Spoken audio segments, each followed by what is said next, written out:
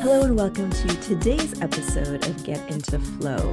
I'm so honored to welcome from Germany a money coach, someone who has devoted her life to help women with their blocks around money, to change their relationship with money, to become wealthy and successful on their own terms and be at peace with it.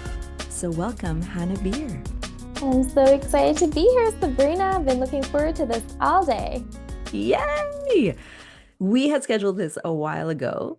And since then, I've been excited to talk to you because it's a topic that, for me, strikes a lot of chords. I know for my audience, for all of you listening, all of you women especially, when it comes to money, there are so many blocks. There's so much conditioning around what women should earn, how we should react when it comes to money. Don't talk about it too much. Don't flaunt it, this and that. Like there's so many constrictions that I really want to unpack all this because clearly there's a need for this type of work because Hannah, that's exactly what you do. So I'd love for you to tell us in your own words how you got into it, what exactly it is that you do, and then we can kind of get unpacking with all the juicy details. Absolutely. So my name is Hannah. As you guys already know, I live in the south of Germany in a tiny village. My life looks like the Sound of Music pretty much. It's all rolling hills and cobblestone streets, and I love baking, so there's always something sitting in the oven. Right now, my entire home smells like banana bread. And so when I'm not baking or singing on a hill, I do really love to sing. I'm a money coach, so I help ambitious women, really creative women make a ton of money, enjoy a ton of money. They're really light and empowered and in love with money. And I came to this work out of my own terrible, terrible, terrible relationship with money. When I was in my early 20s, I was stressed to the point of being diagnosed with an anxiety disorder. I had been anorexic for over 10 years. I was in university studying international fashion management, but I could hardly get out of bed. Like it really felt like a train had hit me. I was so exhausted and I looked into the future and I just didn't know how I was going to manage needing to make an income when I could barely get myself to class. Like I was totally exhausted. My adrenals were totally fried. And so from there, I started to discover this need for me to figure out a way of relating to money and doing money that was different than what I had been taught, a way of creating money in a way that allows me to get paid for being me and that doesn't drain me, that feels like soul affirming and replenishing and fun and energizing. And I didn't see that approach anywhere that I was looking. So you created it. Out of necessity. Yeah, my That's first amazing. business, but it was a little bit of a path, to get there. At first, my questions were just personal questions. My first business that I started was as an emotional healing coach.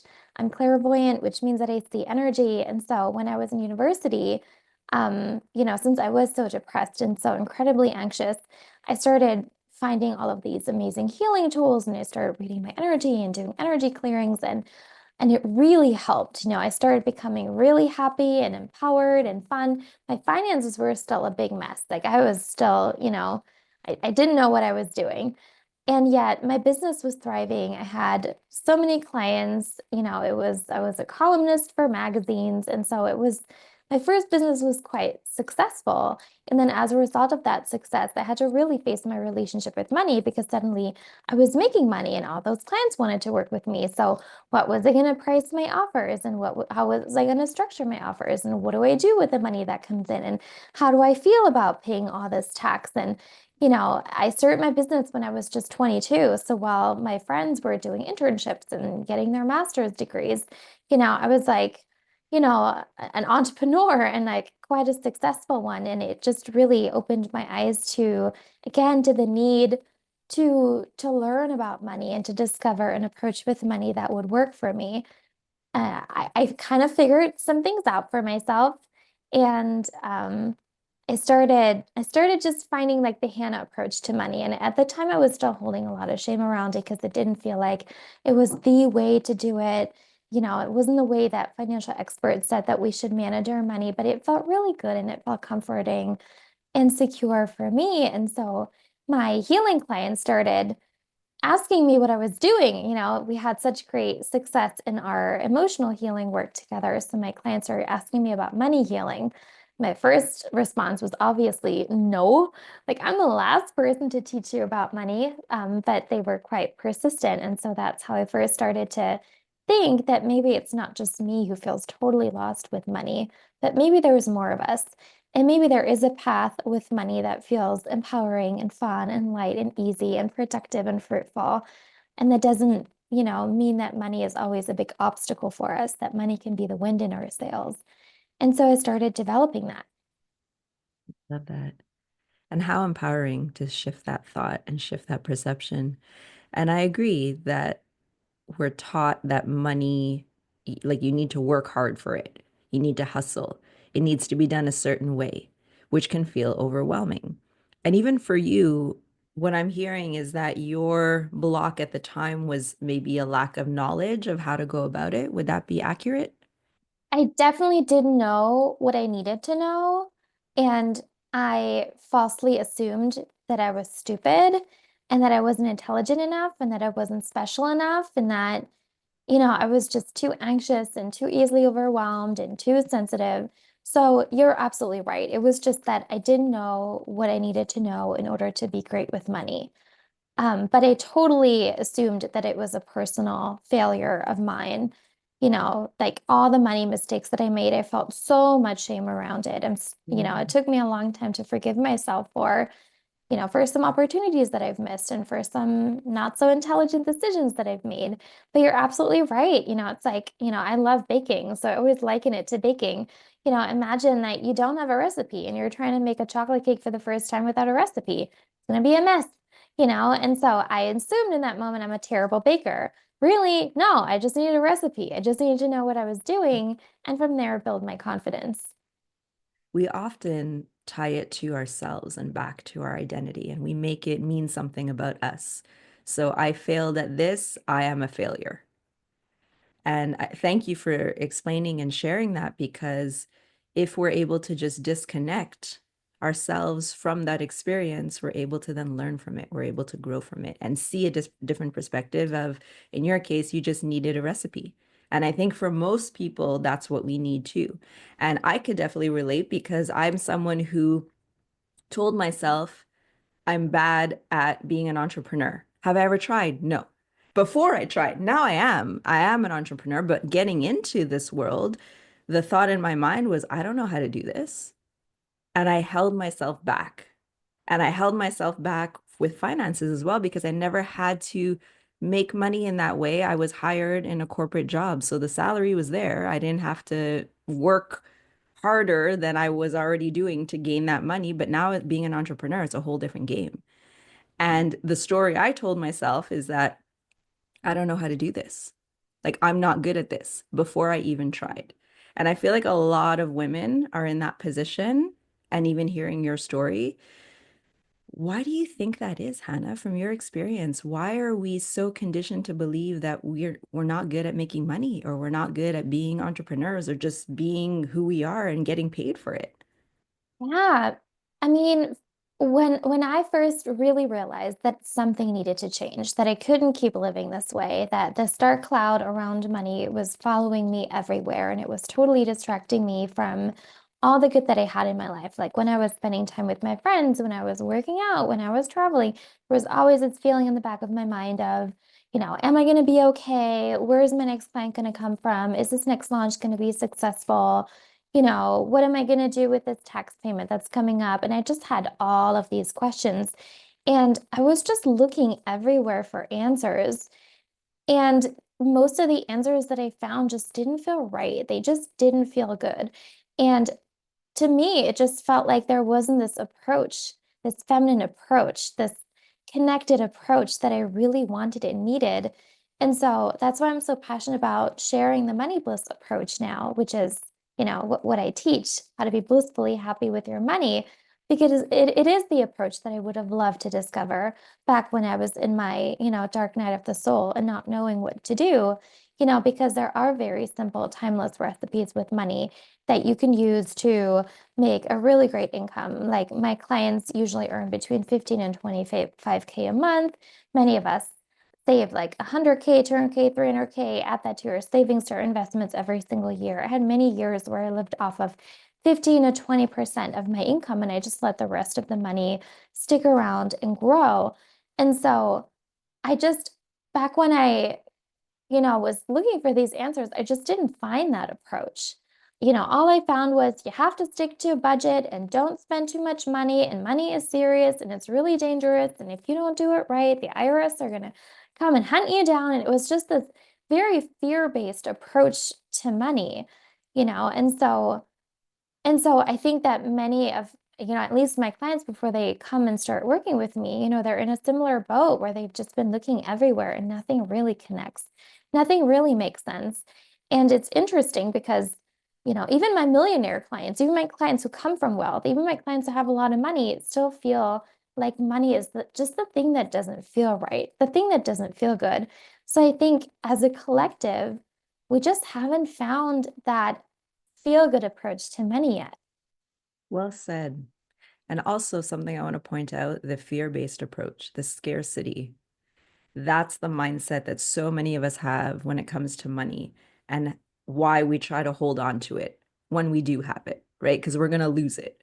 And sometimes we come from that mentality. And I know it has a lot to do with like generational as well and like modeled behavior. But I am a child of immigrants. So my immigrant family, once they were started making money, it was like, oh my gosh, hold on to it because we might lose it. And they were in a mentality of save, save, save, never spend. But then you cross over to the other side and you have all this wealth that's left behind. So then the next generation, my generation, I'm like, we're spending this money because I want to make sure we live and like we live well. But then it's like there's still that scarcity mentality of like, okay, but when is it coming in? How is it coming in? And Yeah. so do you feel like this is something that holds us back as a collective when it comes to the approach to money? And how could we start to change that mindset? Yeah. In my first business, a lot of my work was work around your family of origin. So I'm a family constellation therapist. And in family constellation therapy, we think about healthy boundaries. So those are boundaries that are not too loose and not too tight. And this family constellation therapy work really influences how I work on money with my clients today because we do want to find those healthy boundaries with money, Mhm. where you allow yourself to feel secure, where you always have an overflow of it, where you can make decisions based on soul in the moment. If you wanted to book a trip to the other side of the world, you could. If you wanted to make a down payment for your next home, you could. If you wanted to buy a car in cash, you could. If you just want to take, I don't know, a year off from your business, you could. Where we really feel like we're working because we love it and we're working Mhm. because it's good for us, but not necessarily because we have to. And so it's this balance between taking care of our future self, making sure that we're making really wise, expansive decisions with money, and also allowing ourselves to fully enjoy our lives. And many of us, it's like we're on the extreme sides of the pendulum. It's like you're saying, we're either wearing a straight jacket with money or we have no boundaries at all with money, and neither approach is very healthy. And so it's a very individual approach for each person because each person has individual emotional needs. And for Mhm. many of us, our relationship with money is the first time in our lives that we allow ourselves to really fill in those deepest needs that we've had since childhood. For me, one of my core desires is to feel secure and to feel so secure that I'm truly free. So, a big thing that I do with my money is I love having money. I don't like being in the space where I keep needing to make money. I don't like that. And so I like being wealthy. I like being somebody who has money. I like seeing my money grow. I like checking my investments and my bank statements in the morning and see that it has grown overnight. I like knowing that I can take however much time I want off. And so this is what informs the money decisions that I make. And so another person might have, more of a risk tolerance than me, and they might want to make other financial decisions. And so our soul path with money might look different from person to person. But when you're setting healthy boundaries around what money with yourself, it usually feels really joyful and giggly. It usually helps you kind of breathe a sigh of relief. When you've got your right goals and your right path with money, it feels like I'll be set for life. Like, this is perfect for me. I'm so excited. This helps me and supports me in being my whole self. Hmm. Hearing you say you love having money, you love being wealthy, it is a feeling, like a giggly feeling, like you described, but it's something that I don't hear, especially women, speak about often. Their love for money. It's like a taboo subject. But I love how you just told us straight up, this is what you love, and this is your authentic truth, and this is your voice. Why is it so uncomfortable for women to say that? Why do we have such a hard time saying, I love money and I love being wealthy? Yeah, because there's a big misunderstanding with what money is. So, when we think about where money comes from, it was first a means for exchanging goods and services. So, it's a means for exchanging value, and it's a way for us to express appreciation to one another. So, for example, if once upon a time you were raising chickens and I were growing tomatoes and we decided to trade, but I didn't want a chicken right now, but you still wanted tomatoes, we could use money as a placeholder for the value that we were exchanging. And in a way, the exchange would be me saying to you, "Thank you for raising chickens," and you would be saying to me, "Thank you for growing tomatoes." And so by either one of us specializing in one way of serving the community, the whole community can thrive much better, rather than if each person tried to raise chickens and grow tomatoes at the same time. So money is really a way of expressing love and appreciation to one another. And so now I think about imagine a kitten being born and a puppy being born. Does like either one of those deserve less comfort and less love and to be less perfectly taken care of than the other? No, right? Like the puppy and the kitten, like they're born and they chew on everything and they pee in all the corners, and yet we still love them unconditionally. Like there's nothing that they could do that would make us love them more or love them less. They're just unconditionally worthy of love just like that. And so, in the same sense, since you were a baby, you were also totally worthy and deserving of all the love and all the comfort, having all of your needs met and all of your desires fulfilled. And money is just a means for making this happen. When you were a little baby, your parents were supposed to love you and care for you and help you thrive and grow up into a healthy, happy person. And then as you grow older, you're then ideally using money to take great care of yourself. So you're using money to love yourself. So to some extent, money replaces the love and care from your parents as you grow older. So now, when you're an adult, the way that money flows in your life today and the way that you treat yourself with money, you know, usually shows how you experienced love when you were little. So the way that your money flows in your life today directly correlates with how love flowed between you and mom and dad when you were just a tiny baby. And so our relationship with money goes way beyond just numbers and status symbols. And, I want to be rich and I want to have all the luxury cars and the handbags and whatever. It really is a much deeper journey of learning to love ourselves, learning to take great care of ourselves. And for many of us, if we've had parents that didn't love us in the way that we really needed, for whatever reason, maybe they were just human or overwhelmed or immature, whatever it is, now that you're an adult, you have this opportunity with the use of money to really feel what it's like to be truly secure, to be truly taken care of and to be totally free to be your full self. I've never heard it said that way. And how beautiful. Thank you for that. I think it's going to resonate and land with a lot of people. And changing our relationship with money, it has a lot to do with energy as well. Am I correct in assuming that? Yeah. And so sometimes it starts as little as with this little shift of stopping seeing money in the way that you have been seeing it and starting to Right. see it from the perspective that it is love. And so going back to the idea of the little kitten or the little puppy, you know, like they're so open and ready to receive an overflow of love.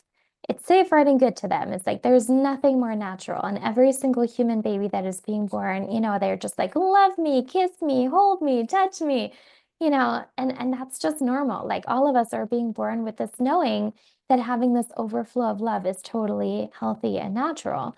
So, like, why wouldn't it be safe, right, and good to have this overflow of financial resources? Why wouldn't it be, totally safe, right, and good to have this overflow of possibility that money represents, this freedom of choice that it represents? Why wouldn't it be totally natural to show up as yourself and to get paid for that, to get paid just for being you, just for existing, and to receive appreciation for that in the form of money? Why wouldn't it be safe, right, and good to allow people to love you and to allow people to take care of you and to allow people to thank you? And this is where, this question comes in of, you know, how good of a receiver are you? Most of my clients who come to me, the first thing that we need to do is clear their receiving blocks, because they have all their armor up and they're so perfect and, lone wolf and I don't need any help. And so we have to be like a little mushy, a little vulnerable, a little softer in order to be great receivers. And so maybe throughout your lifetime, it has felt safer to be the giver and not the receiver. But you're kind of, taking away other people's joy of getting to give to you. And so learning to be an amazing receiver is an important part to becoming an amazing money maker and feeling really comfortable with this overflow of money. Logically, this all makes sense. It sounds beautiful. It sounds wonderful. But I know a lot of my listeners are like, okay, but how do I do that? How do I get there? Because I have been, example, the lone wolf, the independent, hyper independent, we'll call her, person who is taking care of herself and more of a giver than a receiver. How do we start to view money in this way and kind of just open our hearts and our arms to be in that overflow space? Yeah, this example really resonates with me because it also totally reflects my own story. I was always the don't need any help. I've got it. No Mhm. worries. It was always, what do you need? What can I do for you? Let me be helpful. I'll do it Always like, myself. right, Yeah. I'll do it. Like, I don't need anything, but I can give all day long. And then at Yeah. the end of the day, my bank accounts are empty. I'm exhausted. I made no progress on my own life goals, but everybody around me is happy because I rolled out the red carpet for them and I did it happily. And so being a giver is so much fun. And we need to balance it out by being an amazing receiver as well. So the question you asked was, well, how do I make the shift? Because all of it sounds great. And I'm sure we've all been in a situation where it feels like I know what to do, I know what the better approach is, and I just Hmm. can't get myself to do it. And you feel like banging your head against the wall, and you're like, made this commitment to myself so many times over, and I keep breaking this promise. I just can't get myself to change. And I just want to say that that's totally normal. Like I've mentioned before, I'm an energy healer, so I see energy. And so my approach is that I connect my clients to a really powerful source of light. It's like the most cleansing inner shower. So just imagine how every single day you probably brush your teeth and you wash your face and you take a shower every now and then, just to wash away the dirt from your day. But how often do you do this for your emotional inner world? Probably never. I don't know hardly anybody. Like, do you take an inner shower every day? Probably not. And so, think about as you're listening to this podcast recording, how much emotional baggage you've accumulated over the course of your life, like all the disappointments, all the hopes and dreams that didn't happen, all the places where you felt isolated, rejected, not good enough, worried, just all the stuff that we accumulate. And my clients come to this work with me with like decades worth of stuff, identity stuff or stuff around money, stuff around what's possible for them. It's like their bags are full. In addition to that, they have like their family's baggage around all of it as well. And so obviously they're exhausted. Like, I mean, that's insane. And so I connect my clients to a really powerful light source and we clear it out. You can really picture it as like this most amazing cleansing healing shower. And we just wash it all away. It feels so good. Wow. It sounds wonderful and very magical. I love that. Yeah. Anybody who wants to try it, I have a free little daily, light shower that you can do. It's on my website at hannahbier.com/wealth. It's my 10-minute daily wealth creation ritual. So if you want to attract more Mhm. money and you want to get rid of your emotional baggage along the way, so if you know you've got some stuff around money, which we all do this Yeah. every single day. You're going to feel so different in no time. And you won't be in this place of, I know I should just, Sabrina says I should be in an abundance mindset and I'm really trying and I just can't get myself to do it. And it makes so much sense, but I just can't, it's really fine. I'm the same way. I need to really rewire myself energetically at a deeper level. And from there, my whole entire life changes. So just do the daily 10-minute ritual and it's going to take care of everything. And then you don't have to keep making promises to yourself that you can't keep. Well said. Yes, check it out. We're going to have the link in the show notes for easy access. It will take time, right? I think that's what I'm hearing from this. Like any work, like any inner work that you're doing when you have to rewire, reprogram, shift those limiting beliefs and, alter that energy, it's going to take time. So be patient with yourselves, be gentle. But I'd love to speak now to two particular groups of people. The first would be anybody who's service-based, coaches, teachers, and then we're going to get into dancers and artists. But first, for coaches, for teachers, particularly coaches, since I relate to that, well, teachers too, I'm also a teacher. We are in the service of giving, if I could say it that way. Like we're going back to the giving and receiving. As a person who is giving value, giving knowledge, supporting and guiding others. How do we start to balance that? Because at the end of the day, we're here to also live off what we do. So we want to be receiving the overflow, the clients, the financials that come with that to allow us to keep going and to keep working and to live financially free, as I put it. How does one balance when it comes to the giving and receiving in our particular position? Yeah, it's interesting because many of, well, most of us need to start with clearing any places where it feels like it's not safe, right, and good to receive. Many of us feel like if I take from them, they'll have less. And so we just assume that they're not resourceful. We assume that they're not strong. I did this for a long time in my business, when I was just starting, where it felt like, well, if I ask for money, they'll have less money. That's me saying that they're not resourceful. That's me saying that they're not capable of finding more money. That's me saying that they're not strong, And so, in family constellation therapy, we use something called the language of love. And so, one of those sentences is, I haven't seen you for as strong as you really are. And so if you have this feeling with your clients and you feel like, oh, I can't receive money from them because I'll be harming them, like talk to their soul and say, I haven't seen you for as strong as you truly are. In the same way that I'm resourceful, in the same way that I have access to, the trillions and trillions of dollars that are flowing around planet Earth every single day, in the same sense that I can create offers, market, find new clients, generate money, the same ability everybody else has as well. So money is not a finite resource.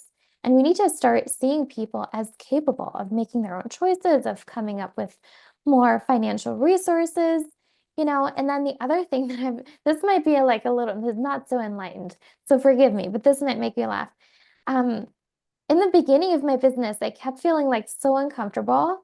And then I kept discounting my services. And then as I was working with clients, they started telling me about all the stupid stuff that they were buying. Like, just, all the like trendy crap that immediately goes down in value, like the new cars bought in cash. And then just like terrible financial decisions that they were making. And then I thought, here I was assuming that they couldn't pay me my full rate. And then 2 days after signing up to work with me, they just go and blow a bunch of money on something that does not matter at all. Like designer clothes that will be out of fashion in 2 months, you know, like, and Yeah. so, and so I kind of started thinking, well, maybe people are capable of coming up with financial resources. Maybe I can put more faith in my clients. Maybe I can start seeing them in a new light. And so it's really important to stop seeing our clients as weak and to start seeing them as strong and capable and to hold them in that space. Powerful shift. Yes, I think that's going to be very helpful for everyone in that position, myself included. So thank you for sharing. And that also speaks into one of the limiting beliefs that I'm seeing of playing small or afraid to take up space because you're going to remove that opportunity from someone else. Or there isn't room for everybody, so I'm going to hold back and give space to someone else. So the way that you describe the money in Mm-hmm. that case, it's like if I take from them, they'll have less. So if I take my space, they'll have less. So Yeah. how can we start to think about and then move into even when it comes to dancing, dancers, take your space. There's so many dancers, right? You want to step into your light. You want to take your spotlight. And I feel like that has a lot to do with receiving the flow of money, of compliments, of opportunities, of like whatever's going to come your way. Mm-hmm. So let's speak to that a little bit about taking space. Yeah, we often really bring our own unresolved emotional baggage into our work to the point where we begin to strangle it to death and we don't even know that we're doing it. So, again, this is why it's so important to clear your energy every single day. And in the same sense that I read my clients' energy fields and I see what needs to be cleared out and what their soul's path is and what the next, iteration of their business looks like and how where the money can come from. I also read my clients as businesses and my clients, soul work. Many of my clients are opera singers or dancers or painters, and so many of them are employed. So we would read their dharma energetically. And often my clients as businesses or my clients as dharma say, just let me serve the people. And so here we are. I was in the same boat where I was making it all about myself. I was like, but I'm not confident, but I can't charge this, but I'm not ready, but I'm not good enough, but I made it all about myself. And then at the time I was talking to my coach and I was like, I just don't think I'm good enough. And she said, well, you are. I think this is a limiting belief. And then I said, I just don't know. And then I talked to the soul of my business, and my business said, this isn't about you. This is about your clients getting to receive what they're looking for. Stop making it about yourself. And in that moment, I started realizing, oh my God, my entire business has been a Hannah show when it really should be about my clients. And so I started thinking, maybe my clients get to be the ones to decide whether my work is good enough. Maybe my clients get to decide, what programs I'm launching and what support they most need. My clients were the ones who told me that I needed to move into money coaching. My clients are, obviously, the ones who request what they most need support with. And so for me, a really big shift was to stop making my whole business about myself and to more just think about it from the perspective that the soul of my business really wants to serve all of those clients that have been soul contracted to work with it. I am just the caretaker. I'm just the facilitator of the business. And so my clients' souls are already lining up. They're already ready to go into the business. I just need to make sure that the business is really easily visible, that we have easy yes offers that are so easy and fun to enroll into, that our messaging is so clear and so fun and so compelling that as soon as they find us, they're like, hell yeah, oh my God, this is it, you know? And from there, it just business became so easy. And it's exactly what you're saying. I started to glow. I started to feel freer. I started to feel lighter because it didn't feel like I had to bring my whole personal history and baggage into my business and make it all about me. And instead, I was free to heal my stuff at my own pace. I could be imperfect. I could have a bad day. But my business was still allowed to serve my clients. And so my clients got really consistent, loving support and the service that they really need and deserve, while I got to be my true self and discover my own shine and my own sparkle. It goes back to what we said in the beginning of taking things personal and making it all about you, where yeah, if there's one thing that you could take away from listening to this, everyone, it's kind of like stop making it so personal. Stop making your business all about you and really have that distinction and that separation so that you can show up and serve in the way that you need to and serve and listen to your clients and see what they need instead of trying to figure out for you what you think they need. Like listen to them and see what they need. Yes. What is one thing that you would like to leave our audience with, Hannah? I would say that you are right. You are right on the money. This feeling inside of you that has been telling you that money should feel better. Money should be more abundant. Money should be more fun. Work is supposed to feel energizing. It's not supposed to feel like there's this endless series of obstacles and closed doors. Money is supposed to be the wind in your sails. Money is supposed to be as blissful as every other area of your life. That money is supposed to be this really exciting, thrilling game, and I think this deep knowing inside of you that says that abundance is your natural state. I think that you're right. And I'm just wondering what the next step is for you. And you'll have a relationship with money for the rest of your life. And I hope that you'll love yourself enough to find and walk the blissful path with it. And speaking of bliss, money bliss, tell us a little bit about your approach and how it's different from everything else that's out there. Yeah. So when my clients first started saying, Hannah, teach us about money, Hannah, teach us about money, I was like, read a book, talk to your financial advisor, just anybody but me. And they said, no, no, no, we want your way. We want your way. And I said, my way? I don't think you want my way because it's just the Hannah way. Like, I obviously don't know what I'm doing. But at the time, I was in so many masterminds, so many communities, going to retreats, and I started meeting all of those insanely successful entrepreneurs that I was looking up to.